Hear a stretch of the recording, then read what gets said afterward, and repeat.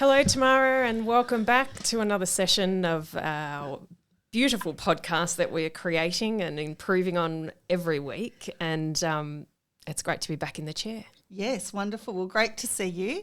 Thank you. We happen to be standing, but Well, anyway. We're still in a position of excitement and fun, and I'm really excited today. I'm excited every day, but it is a great privilege and honour to have a special guest with us, Tamara. We met this beautiful lady on our conference in Port Douglas in the sunshine, and what an impression she left on both of us. And I will allow you the honour, Tamara, of introducing Nicole to our podcast. And welcome, Nicole, but we will start with a little intro on who you are for our listeners. Yes, Nicole. We've got Nicole Hatherly here from Brand True North, and Nicole is obsessed with the fusion of brand and humans. She delivers 30 years experience. She obviously started very young. Very young. Very young. It was legal then to start that young. Yes, 5 years old. As an award-winning global brand strategist, international keynote, thought leadership activator, international awards judge, and a leading expert in branding humans, as she likes to say, humanely. We'll find out a bit more about that later. Nicole has designed strategies and driven results for iconic and global brands, including a most impressive list here: CommBank, CommSec, TikTok, Foxtel, Woolworths, Subaru, Electrolux, Yahoo, Mirvac and Telstra, and shared the stage with Brené Brown, Seth Godin and Ariana Huffington. She works with successful yet invisible professional experts looking for more to transform into visible experts, visionary entrepreneurs and values executives with an energized signature brand identity for maximum influence and impact. Wow. Welcome, Nicole. I am going to take you both everywhere I go in my pocket. That was awesome. Welcome, Nicole. Thank you. So I am absolutely thrilled to be here. I am a long-time listener, first-time caller. Loving the podcast. Well, it's you really have to. I was saying to Elaine before we started the podcast, before we actually spoke to you, when we met you, and you were on a panel, I think, when we saw you up at the conference, and we just thought how professional you came across. But not only professional, you were really approachable. You had bright colours on, a big smile, and people just gravitated to you. So just from that point of view, it was lovely. Oh, thank you. Now everyone's got a great visual. It's awesome. She's 35. Exactly. No, it was wonderful to connect with you both and been following your journey. And there's those times on stage where you want to try and connect with everyone. And so one of those secret sources of being on a panel or on stage is really understanding what every single person in the audience probably is looking for. It's like doing one big yoga class as a yoga instructor. Like some people can bend in half, some people are just barely. And that was kind of the magic of being on stage there, going, what is that one kind of single piece that will resonate through? And it was just wonderful to connect with you both too. Absolutely. Well, we're thrilled that you've agreed to come on our podcast. We believe on the grapevine that you don't agree to come on everyone, so we're feeling pretty special today. I don't. My team are very selective. Okay. It's all about the lasting impression, I believe. We must have had a champagne in hand.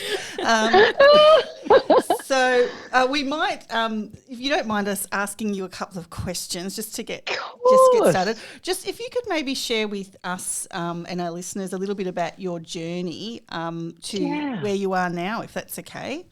Oh, absolutely. It was not a straight line. It was a very squiggly line, but I cut my teeth in advertising. So from a young age, my superpower has always been able to articulate value. And as a kid, writing a birthday card for a friend, I knew exactly the words to say, or I knew exactly what someone needed and how I needed to approach it and kind of influence and persuade something out of it. So that's where my superpower really came into its fore in advertising. I was an account director. I was a suit, not a creative. I cannot draw for my life. But what I was able to do was I was at Leo Burnett for 8 years, and I was part of the pitch team.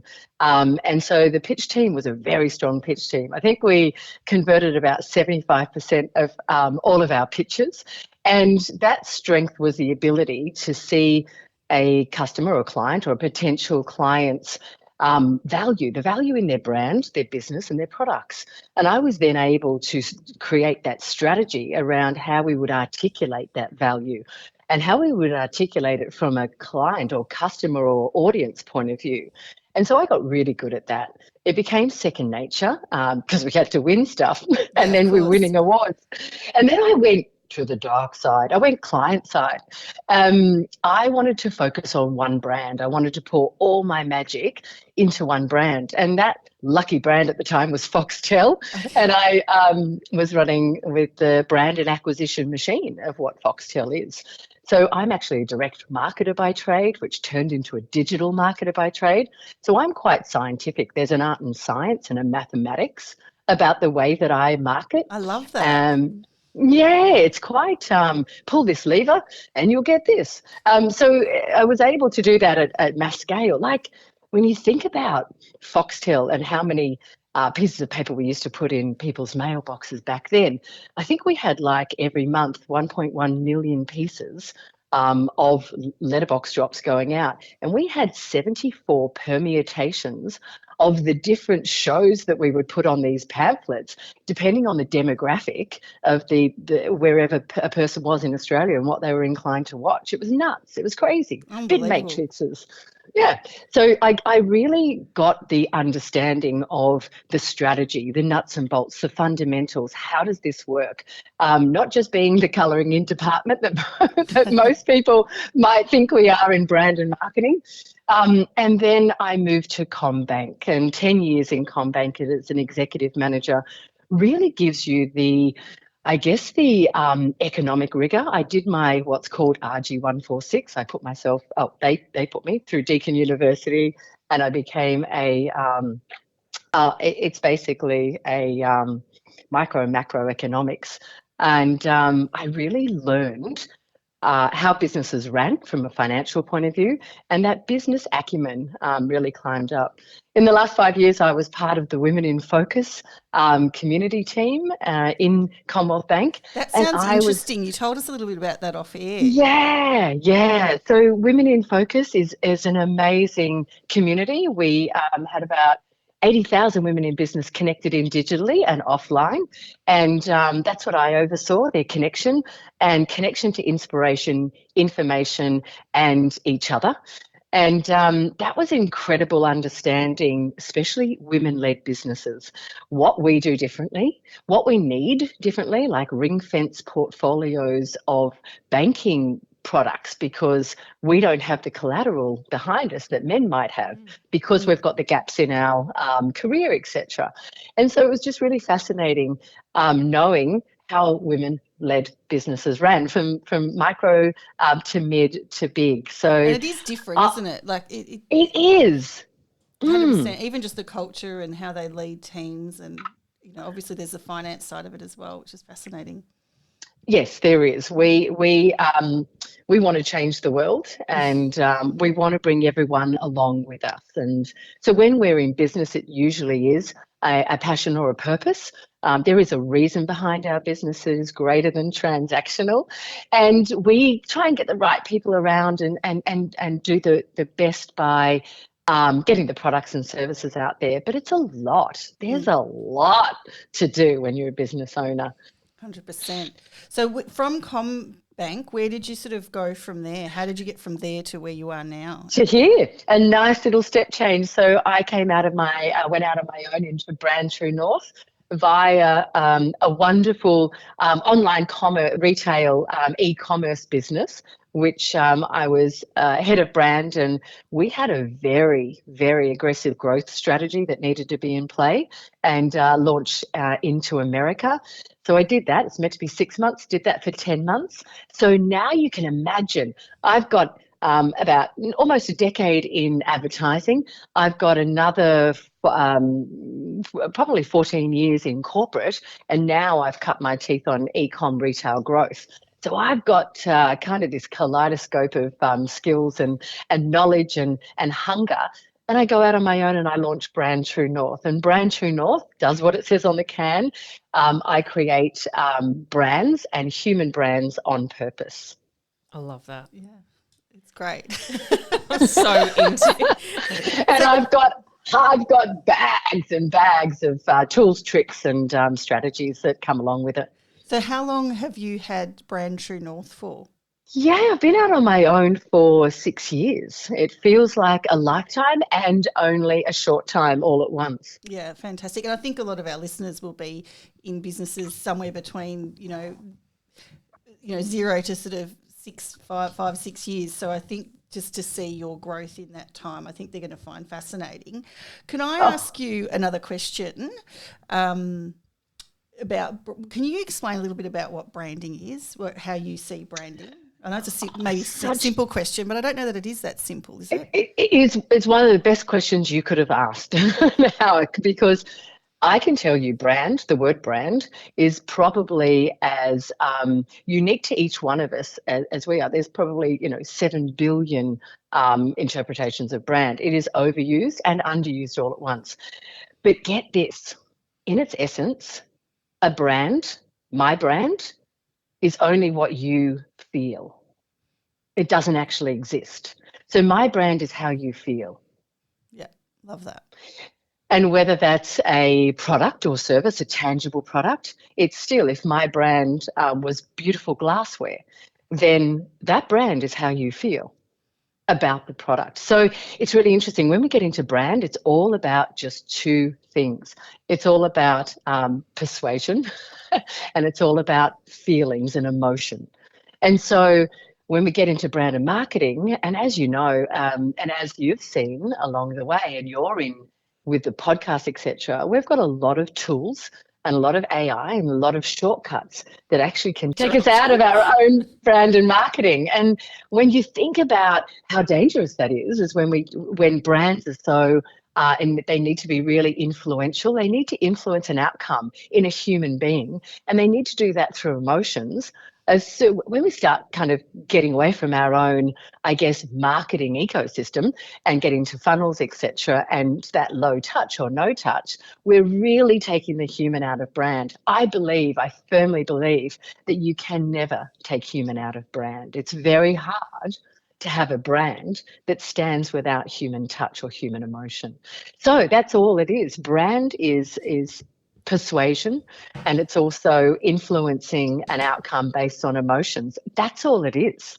Yeah, that's it's when you think about it like that, it's simple, but it's complex at the same time. It's simple, exactly. And when you look at brand and branding, I work in brand and I also work in branding, two totally different things.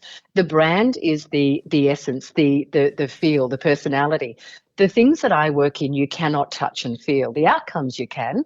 And we create wonderful brand guidelines and logos and all of the things that bring a brand to life. But just think about you as a person.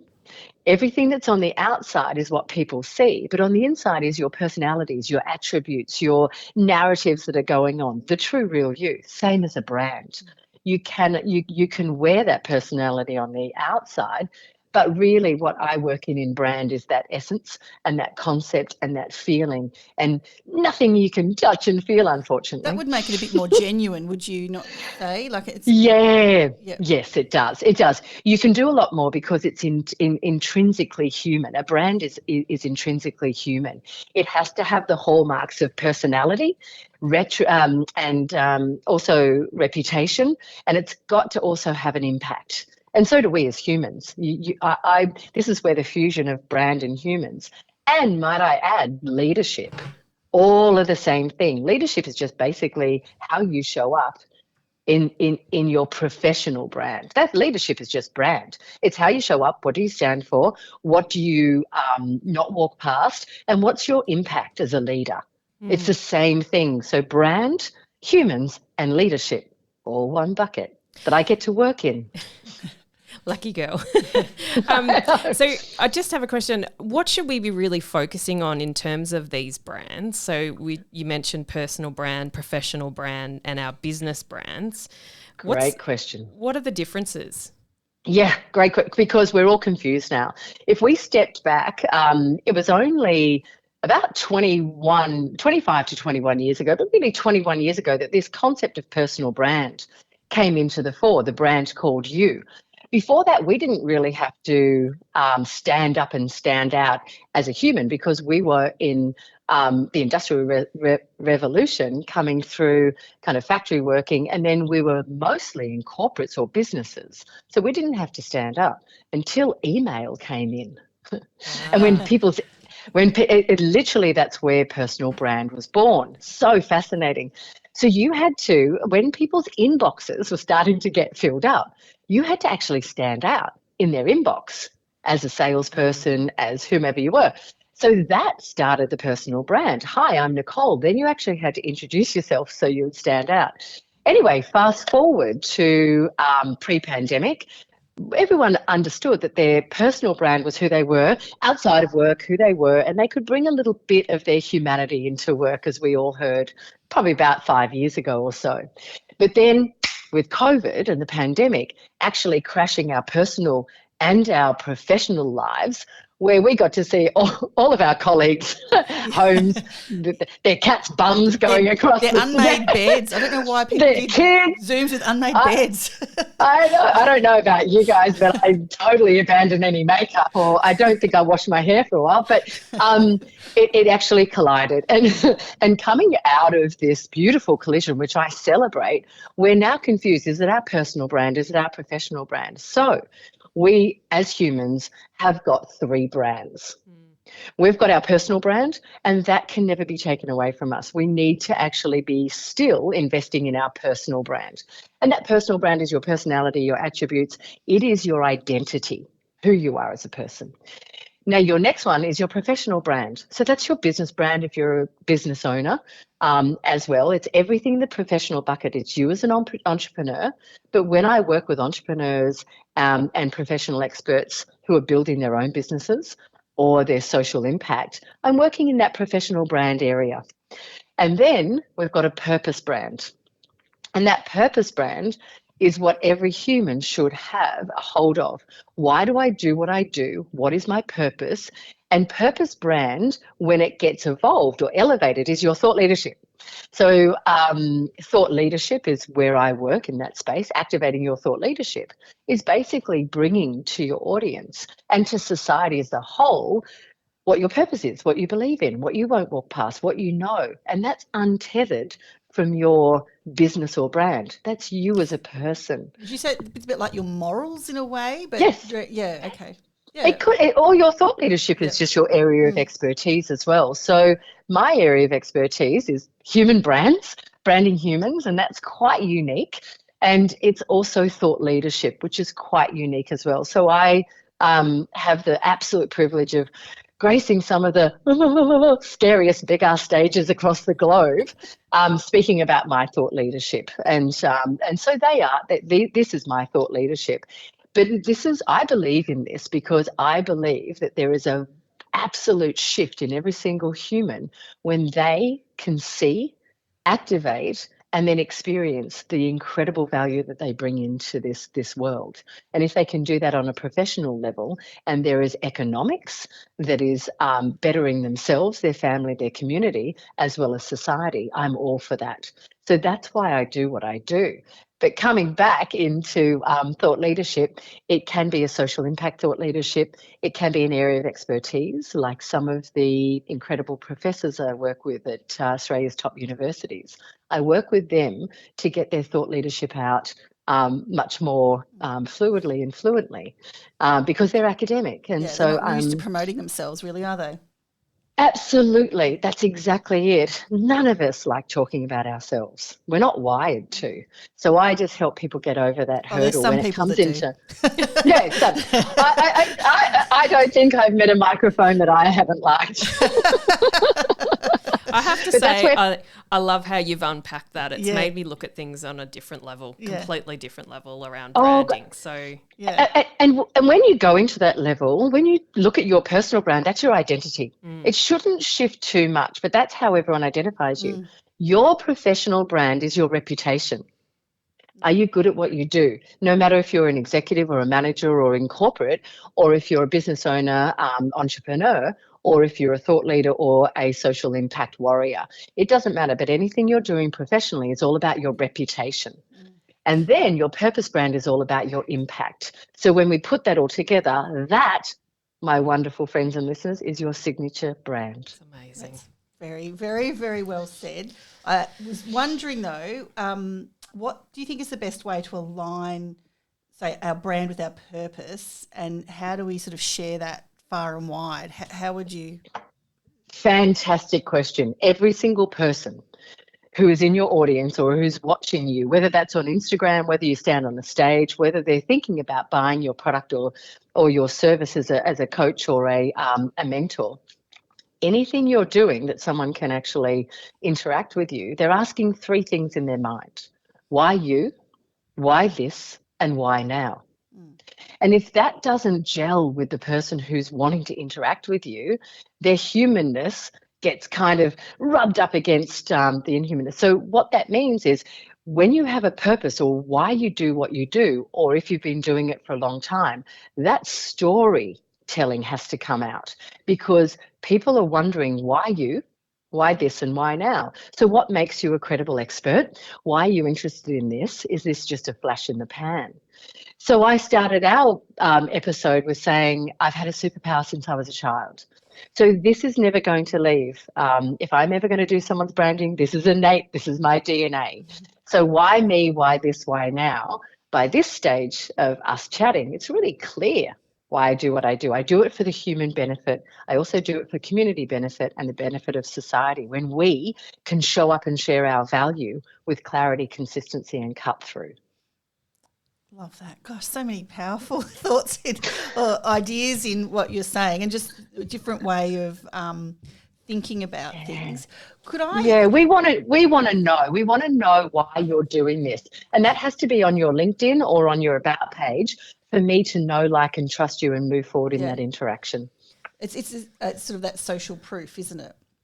Social proof goes both ways, yeah. So social proof is what you put out there, and every single person who's listening now has the ability to control their narrative. And then social proof backwards, there's inbound and outbound social proof.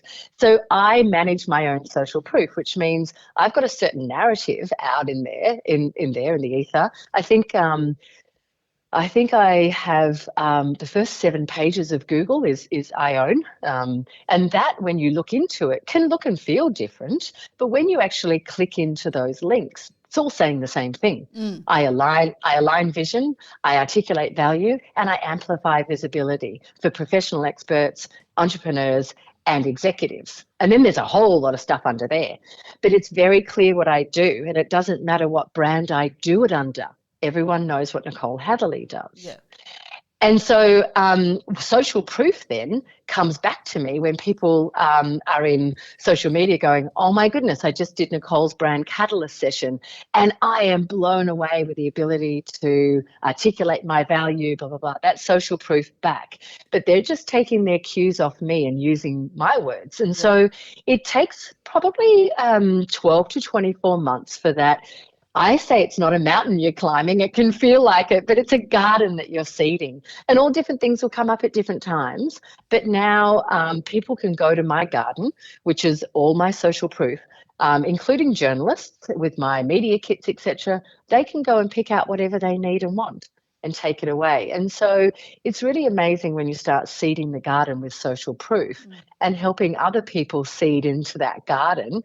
There is no better piece of advice I can give you today that as a business owner will propel you than making sure that whatever you're doing in behind closed doors, and you both heard me on the stage, whatever you're doing behind closed doors, we need to see it out in the garden. We need to be able to roam in that garden and pick things and take things out, or else everything that you're working so hard for has no visibility and you're going to really struggle with traction. And I think that so really you need came, to, sorry, go on. That really came out during COVID, didn't it? It really did. It really did. You've got to manage that narrative, and then, as you both know so well, you've got to milk it. Absolutely. Now, can I ask you a little bit, you we're on stage with a few people that I am familiar with, or we are familiar with. Brené Brown is one that stands out to me. You able to share a little bit about that? Yeah, so Brene, when she was out here to Australia, Business Chicks was involved in that, and as Commonwealth Bank, we were sponsored Business Chicks, but also Commonwealth Bank had an incredible event called Wired for Wonder with the phenomenal Sarah Perry-Nelly leading that. And look her up if you're not aware of Sarah's work. And we then brought Brene Brown out to Australia, and I had the absolute privilege of speaking before her. I say privilege. Yeah. That would have been nerve-wracking, would it not? I was wearing the double undies on that day. I tell you what, the sweat wasn't going to come through there. I tell you, yeah, oh my God. And it was wonderful because I did speak before her, and you could obviously tell I was showing my vulnerability. But in the Q&A after, you could really tell how passionate and how prepared in some places Brene is for conversations, and how she just takes a step back in other questions and goes, you know what? I've never actually even thought about that question. What a fascinating angle. Let me think for a second. And you can just see her being so real. And it taught me in that moment that we didn't need to have all the answers. We just needed to answer in the most authentic and valuable way at the time. And that's not always a cookie cutter answer. It's let me just take a moment here. But I loved speaking with her. She was very generous and gracious, and used my name a couple of times when referring back to my obvious genius. Lovely. Well, when we speak to Brené in the future, we'll be sure to ask how it was when you were on stage with my her. name. I will. We will. I'm sure she'll totally remember you. She'll tell you how amazingly earth-shifting it was to speak with me on stage. I'm tipping she was quite overwhelmed in following after your presentation. Totally. She had the triple undies on. Yeah. Love that. Look, we've got 3 more questions. If that's okay. And these are our standard questions that we like our listeners to. What is one major thing that you have done that made the biggest positive impact inside your business? What a great question. Let me just take a moment. Far out. No. Channeling Brené. No, it is a great question. Actually, I'll tell you what it was. And I haven't thought about this for a number of years. So here we go. Pens and paper out, everyone, because this is what you want to take notes on. Because this is really meaningful. There is only ever 3 things that you are doing in your business at any one time. Only 3 things. I know it feels overwhelming, but there's only 3 buckets, really. You're either, the first bucket is called value, second bucket is called awareness, third bucket is called sales and delivery. And all that means is in your business at any one time, you're either driving value, the value of your business up. So that's your exit strategy, the value of your business. And you don't usually do that in the first couple of years. You really want to break even, right? So that's kind of there. Now, the middle one is driving awareness. It's doing your marketing, it's doing your promotion. You know your products and service better than anyone, and you also know, obviously, your personal brand better. And then there's sales and delivery. So once people know about you, you're going to have to sell, or someone's going to have to sell your products in, and then someone's going to have to deliver it. And I sat down and with these buckets, when I was starting Brand True North, I went, okay, there's only one of me now. Before I had a team, I can only focus really on 1 or 2 of these buckets. I can't do all of these things out of the gate because that's just too much and it will be watered down. Now, knowing what you know about me, at that stage I had 24, 25 years of really high-touch brand marketing, promotional work behind me. And I went, okay, made one decision. This is the decision I made. I was only going to focus on one of those buckets for the first 2 years of my business. Which one do you think I focused on putting all of mine? Which one do you intuitively think I would focus on with my background? Yeah, right. Yeah. No. Branding. I focused completely on sales and delivery. And I outsourced the one thing that no one could do as well as I could. And what I did is strategic partnerships. So in those first 2 years, I found 4 partnerships. 2 of them were major strategic partnerships. One with Happiness Concierge out of Melbourne. That's for our corporate superstars. Go and have a look at Happiness Concierge with the Rachel service. And the other one was Dent Global with the Key Person of Influence program for entrepreneurs. And I was the profile mentor for the cohorts of entrepreneurs coming through there.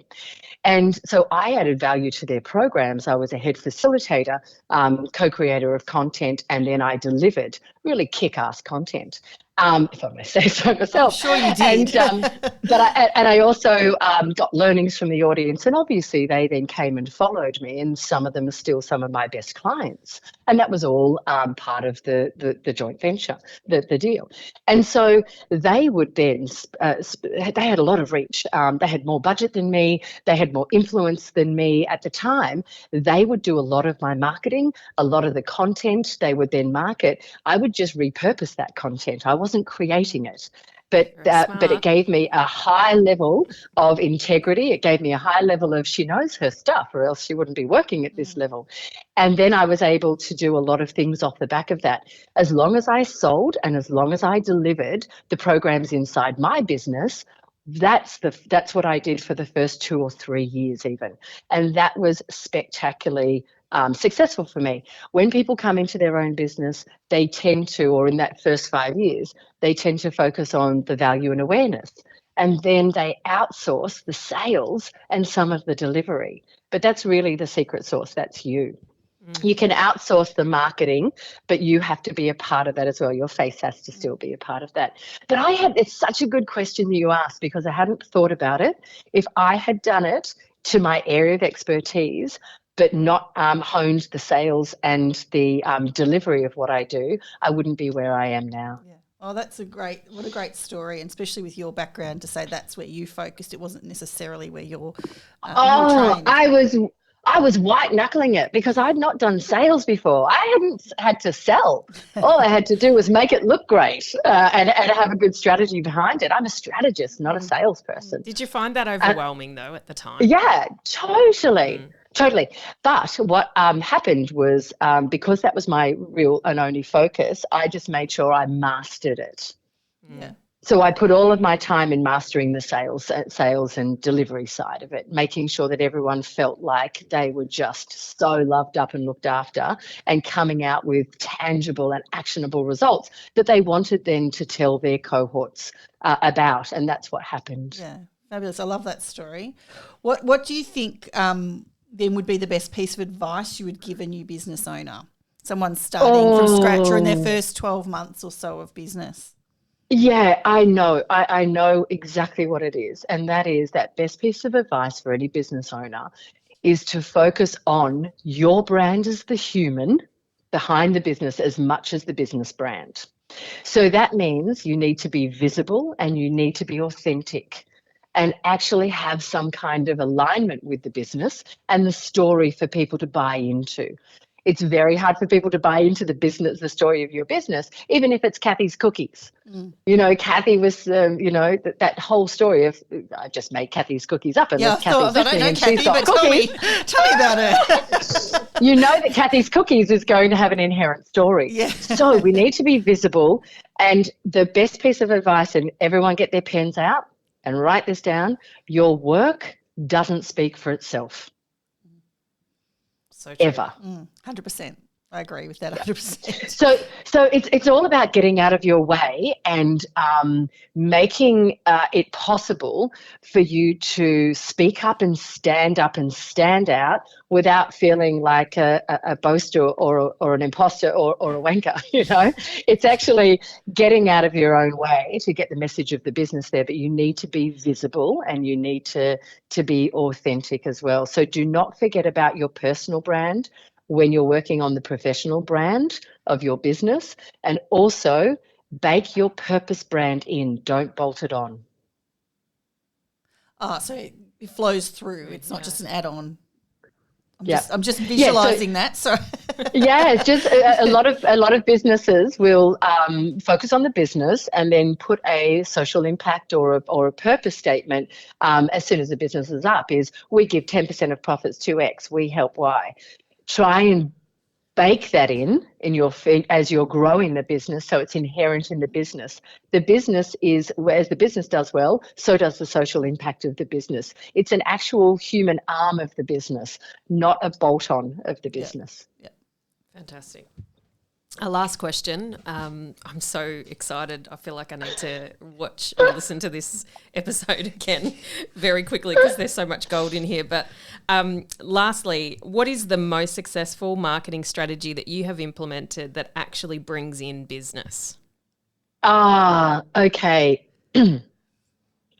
Fundamentally, the most successful marketing strategy I have implemented, and I believe that business owners especially, and including but especially women-led businesses, is to crystallize and catalyze the value that you're offering so people know how to use your business or service or brand. And what I mean is, you would have heard me say at the top of our conversation, there's only 3 things I do. I've actually got 3 organisations in one. I've got Brand True North, Brand Your Way, and Nicole Hatherly Global Brand Catalyst is my speaking, facilitation, and communication brand. So I've got 3 brands and a lot going on. And if someone says to me, if the client says, "Can I do anything?" it's usually yes, because I've been able to. However, all you'll see is I only do 3 things. And if you can boil what you do, deliver, focus on in 3 very distinct buckets or thematics, that is the advice. Now, mine is I align value. Align vision. So I work with my clients to align their vision, articulate their value, and amplify their visibility. And now under that, there's a lot of products and services under that. But if you can crystallize and be very clear on your brand positioning, so that when someone says to you at a party or a networking event, a bar mitzvah, whatever it is, and they say, "So what do?" You can crack open a smile and say, "I've got the best job in the world," which stops everyone in their tracks, right? Yeah. And they say, "What do you do?" To which I say, I work with professionals to align their vision, articulate their value, and amplify their voice. And they go, "My goodness, how do you do that?" And I say, "Well, which part? Which part? Align, amplify, align, articulate, or amplify?" They're like, "How do you do the articulate bit?" Now they've self-selected into knowing more about my products and services. I have not even told them that I'm a global brand strategist, an international keynote, and a leading expert on branding humans. That's down the track. I never answer, "So what do you do?" with my role. I answer, "So what do you do?" with the value that I offer, the people I offer it to. That's going to be replayed by us a number of times, Nicole. So all the bits of gold out of that. That's I have to say, just the way you've made me, and I'm sure Elaine, think about branding is really next level. Yeah, next level, and changed our view. And I think we'll both be listening carefully back to this podcast. I'm so excited for our listeners because this is amazing stuff, and I'm definitely going to re-listen to this over and over. I think. And Nicole, obviously, how if listeners are interested in finding out a bit more about you or what you do, how are they best to follow you? Well, of course of course. The first thing they do is go to your show notes. Yeah, yes, of course. No, I'm very active on LinkedIn. So I'm trained by LinkedIn for LinkedIn social selling. That's one of the other bits of my toolbox. And so find me on LinkedIn. You can also find me on Instagram and link to everything else you can do. And actually, what I was just talking about, and for your listeners, our listeners, I own them now too. They're yours too. We share alike. What we'll do is I actually have a brand catalyst intensive. They're my incredible sessions where we get super clear on a business owner's purpose brand, professional brand, and also their personal brand, how it all aligns. And I actually work through a beautiful framework to get your verbs and your active nouns, just like mine. And I actually create your brand positioning with the words that I use. I write it for you with incredible wordsmithing.